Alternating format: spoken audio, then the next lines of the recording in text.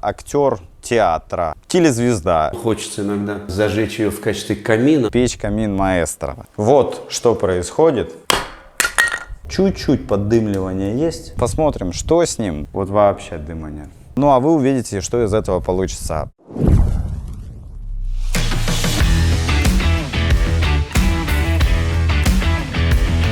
Завод Прометалл вас приветствует, и с вами я, прям как заправский телеведущий. И с вами я, Кузовкин Андрей. Мы находимся в Воронежской области, в живописнейшем месте. Там дубовые рощи, там река.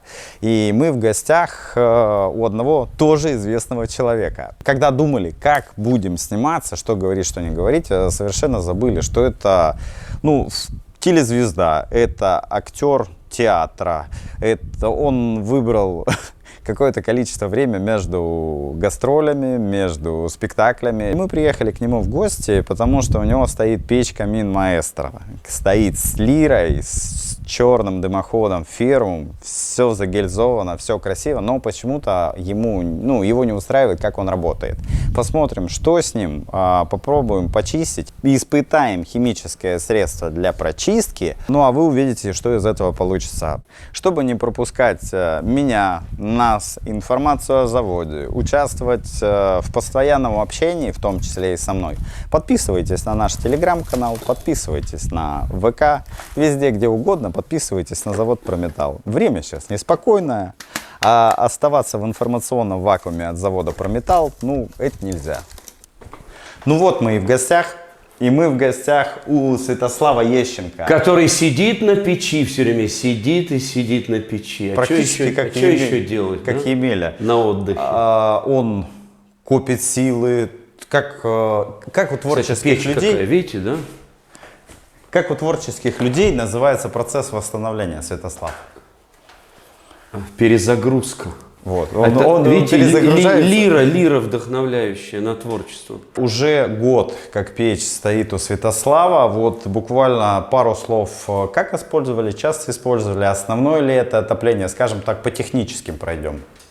Это отопление резервное, так скажем, да, на всякий случай. Хочется иногда зажечь ее в качестве камина, но дымит. Вот и будем разбираться. Долго дымит. Я уже и бумагу прожигаю, и вроде как, может, я неправильно как-то делаю, заслонки открываю. Расскажите, как вы оказались в Воронежской области и почему именно вот это место? Это моя родина. Так. Видимо, привязанность какая-то такая к земле. Сейчас бы я уже, конечно, здесь домов никаких не строил, но поскольку печка стоит, куда мне деваться? Итак, у вас дымит печь, какая-то проблема с тягой. Первое и самое главное, это визуальный осмотр, что все у вас герметично, все входит, куда надо входить, и наличие копоти на стекле. То есть, когда у печи плохая тяга и дыму некуда выходить, в любом случае будет образоваться пленка из сажи на стекле. Стекло я предварительно протер, сажи было немного, но она была. Далее смотрим на шиберную заслонку. Если она у нас есть, если печь снабжена, либо дымоход снабжен с шиберной заслонкой. То есть, повторяю, шиберная заслонка в таком положении горизонтальном закрыта, в вертикальном положении открыта. То есть флажочек всегда должен быть по направлению дыма. Обязательно дрова сухие. То есть какое-то количество времени, это буквально 5-10 минут, печь может поддымливать, пока прогревается дымоход и появляется устойчивая тяга. Как только вы заложили щипы, то дымоход уже должен прогреться и выполнять, по сути дела, свою роль, то есть роль дымоотведения. Также не забывайте использовать либо механические средства для чистки дымохода. Мы говорили про это вот в этом видео, правильно? Правильно. Это механическое и сейчас большое количество химических средств для очистки, то есть профилактические. Если вы эксплуатируете печь, то раз в 2 недели, раз в месяц, там колпачками, пакетиками, как угодно можете это все делать. Я вам покажу самый удобный, по моей версии, метод, как быстро, беспроблемно, без ожогов использовать эти химические средства в процессе растопки печи. Вот эта вот штука называется... Да, зуб-отбойник. То есть без него дым напрямую будет уходить у вас в дымоход. На этапе прогрева, я сейчас вам покажу, как это все делается, его можно просто сдвигать. То есть кочергой за краешек его берете, чуть-чуть сдвигаете на себя, дым сразу будет идти в дымоход, оперативно прогревая, и потом вы его просто задвигаете также кочергой обратно. Вот это зуб-отбойник, то есть можете прям сдвинуть его, там есть специальная выемка. Это легче, может, Да. из-за этого у меня длиннее? Может быть из-за этого. Опять же, сейчас золу просто палочкой очищаем колосники, чтобы воздуху было легче проникать в топку.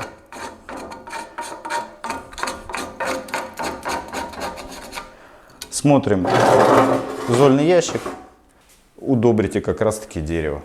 Вот что происходит, когда ты лазишь в печку голыми руками. Печь визуально осмотрели, шибер проверили, посмотрели то, что зуб-отбойник вставлен верно. Если в вашей печи установлен зуб-отбойник, обязательно колосниковую решетку освободить от золы, для того, чтобы, печи нужен для горения воздух, его нужно куда-то в печь проникать. То есть, чтобы зольный ящик был чистый, колосниковая решетка была чистой, и мы отправляемся колоть дрова. Чаще всего в магазинах в упаковке недостаточно сухие, выбираем мелко колотые, для наших целей подойдут именно они. Ну и смотрим, чтобы цена не сильно кусалась. Хотя за 600 рублей можно купить побольше березки. Для опыта и понимания, что же с печью не так, нам понадобятся сухие березовые дрова. Нам они нужны будут обязательно мелко колотые, для того, чтобы максимально быстро прогреть дымоход и понять, что с тягой. То есть дрова мелкие, сейчас я их расщеплю еще. Как это делать, если вы забыли топор? Берем нож, ставим нож, который не жалко, и бьем по обуху. Либо есть специальные ножи, так называемые для бушкрафта, для того, чтобы колоть дрова, я не знаю, использовать их как мачете, да делать с ними все, что угодно.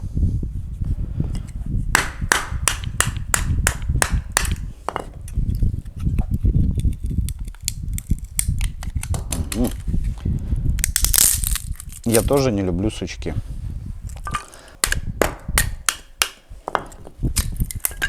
Ножами, которыми работаете, лучше это не делать.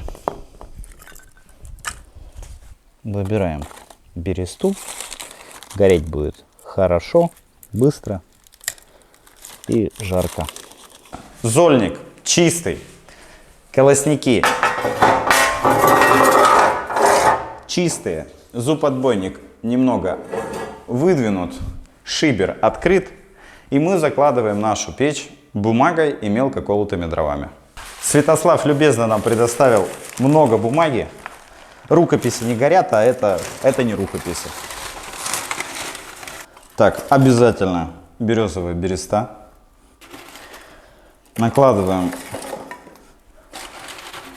визуально это пионерский костер-факел.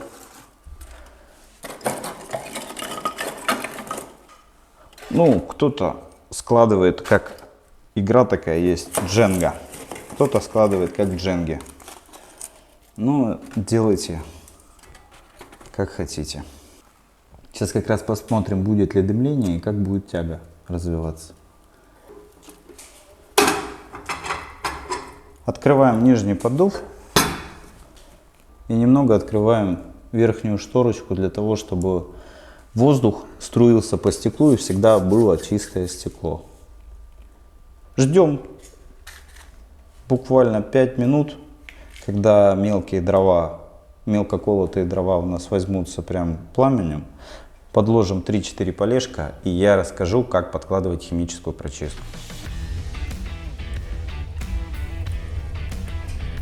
Так, попробуем чуть-чуть сдвинуть. Ну-ка. Буквально 3 полежки. Вот сейчас уже такого чуть-чуть поддымливания есть, совсем немного. Вот он. Но горит прекрасно, тяга замечательная. А какая должна быть открыта заслонка? Вот эта верхняя? Чуть-чуть приоткрыто, для того, чтобы всегда чистое стекло было. Вот сейчас прям видите, как шторочка воздух отрезает. Но оно же тепло должно идти оттуда. Тоже из-за этого должно... Нет, тепло оно от боковых стенок. А нижняя? Она тогда пыхать начинает. Нижняя открыта должна быть? Ее заслонками вы регулируете интенсивность подачи воздуха в саму топку. Вот ее можно практически закрыть полностью. И вот огонек будет медленно, медленно, медленно красиво гореть. Если вы приоткрываете, вот сейчас прям видно, как... А вот как ими играться, нижний и верхний? Я люблю вот на этапе розжига чуть-чуть открываете верхнюю, полностью открываете нижнюю. Ну это как поддувало. Да, по сути дела. Как только у вас там все разгорелось, все хорошо. Нижнюю полностью закрыли. Да, нижнюю полностью А закрыли. верхнюю чуть открыта. Она, вот сейчас мы... Ее даже слышно, как воздух отсюда сосет.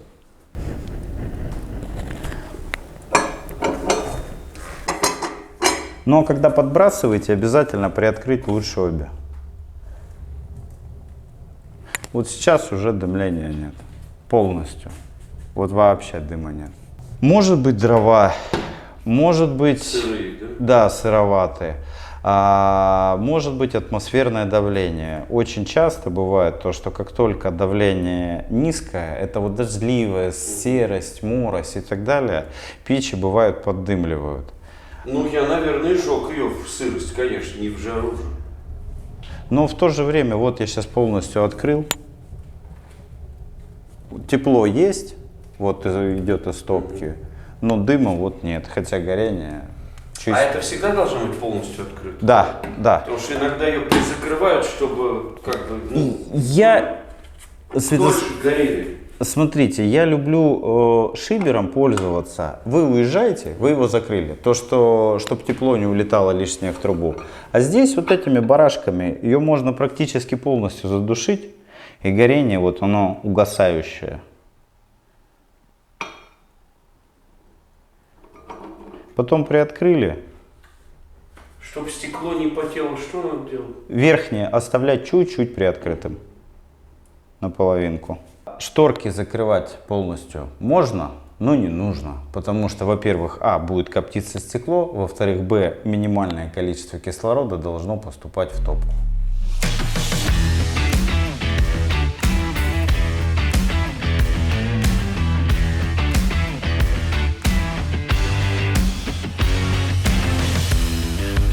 Итак, как беспроблемно с помощью химической прочистки почистить ваш дымоход? Сворачиваем из газеты, из бумаги вот такой вот кулечек. Берем химическое средство прочистки, 2 колпачка, засыпаем его. Вы не обожгетесь, не сожгете мерную ложечку или мерный стаканчик. Сворачиваете вот такой вот конверт, ну там конверт, бумажку как угодно.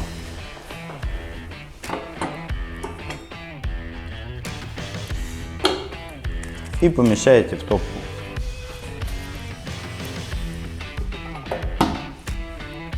Все, и химическое средство прочистки сделает свое дело. Делайте профилактику, и ваша печь, и ваш дымоход будет служить вам долго, верой и правдой сохраняя тягу. Итак, мы у Святослава в гостях. Что же мы сделали? Во-первых, посмотрели, что с печью, все ли поставлено верно, шиберы открыты, почистили зольник, покололи мелкие дрова, на всякий случай закинули химическую прочистку, печь горит. Святослав, будем надеяться, доволен? Святослав, вы довольны? Может, знаете, как получится? Как только мастер уходит, она начинает опять дымить. Дай бог, что так не будет. Но я полагаю, что несколько факторов, Андрей, да, что, возможно, было давление, то есть было сыро, была непогода. Дрова. Да, возможно, были сырые дрова, возможно, была сырая погода. Потом, возможно, из-за того, что окна были все закрыты, не было, Что тоже немаловажно. не было воздуха в хате. еще я еще и этот Заслон. зуб не открывал. Вот, на этапе протопки бывает то, что чуть-чуть выдвинуть зуб, это у бахты, у маэстро. Прогреваете дымоход, возвращаете зуб на место, и печь работает прекрасно, без дымления. Зима близко, как говорится, готовь сани летом, печи нужно проверять тоже летом, чистить их тоже летом, чтобы в отопительный сезон она вас грела и согревала. Еще бабе лето, подождите еще. Святославу огромное спасибо. Какое напутствие дадите нашим зрителям? Ну, я прежде всего хочу вам сказать спасибо вашей компании, и пусть она побольше производит прекрасных печей, Спасибо. чтобы грели наших зрителей. Спасибо. Подписка, колокольчик и пальцы вверх.